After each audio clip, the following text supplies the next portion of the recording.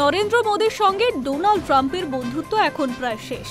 সাফ জানিয়ে দিলেন আমেরিকার প্রাক্তন জাতীয় নিরাপত্তার উপদেষ্টা জন বল্টন। সেই প্রসঙ্গে অন্যান্য রাষ্ট্রনেতাদের জন্য তার পরামর্শ, ট্রাম্পের সঙ্গে ব্যক্তিগত সুসম্পর্ক থাকলেই যে সেটা রাজনৈতিক ক্ষেত্রে সহায়ক হবে এমনটা নয়।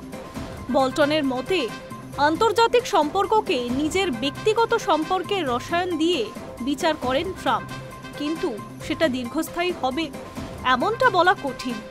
ট্রাম্প যখন প্রথমবার আমেরিকার প্রেসিডেন্ট হন, সেই সময় মার্কিন জাতীয় নিরাপত্তার উপদেষ্টা ছিলেন বল্টন, কিন্তু প্রাক্তন বসের বিদেশ নীতির তীব্র সমালোচনা করেছেন তিনি। বল্টনের মতে, ব্যক্তিগতভাবে মোদির সঙ্গে ট্রাম্পের খুব ভালো সম্পর্ক ছিল, কিন্তু আমার মনে হয় সেই সুসম্পর্ক এখন অতীত। তার ফলে ভারত রাশিয়া দ্বিপাক্ষিক সম্পর্কের কয়েক দশক পিছিয়ে গিয়েছে। রাশিয়া এবং চীনের সঙ্গে ঘনিষ্ঠতা বাড়িয়েছেন মোদি, এমনকি আমেরিকার বিকল্প হিসেবেও নিজেকে তুলে ধরেছে চীনা। উল্লেখ্য, গত 17 জুন বারবার প্রধানমন্ত্রী নরেন্দ্র মোদীকে ফোন করেছিলেন মার্কিন প্রেসিডেন্ট ডোনাল্ড ট্রাম্প। তবে একবার দীর্ঘ কথোপকথনের পর আর ফোন রিসিভ করেননি মোদি। এরপর থেকে দুই দেশের সম্পর্কে বেশ কিছুটা টানাপোড়েন তৈরি হয়েছে। 50% শুল্কের কোপ পড়েছে ভারতের ওপর।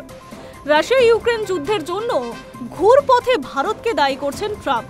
সব মিলিয়ে ক্রমেই তিক্ত থেকে তিক্ততর হয়ে উঠেছে দুই দেশের সম্পর্ক।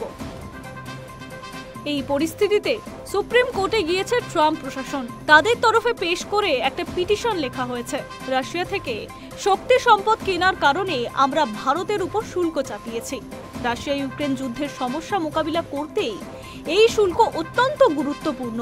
সব মিলিয়ে মোদির সঙ্গে ট্রাম্পের বন্ধুত্ব এবং ভারতের সঙ্গে আমেরিকার সুসম্পর্ক দুটোই বর্তমানে নিম্নমুখী, সে কথা বলাই বাহুল্য।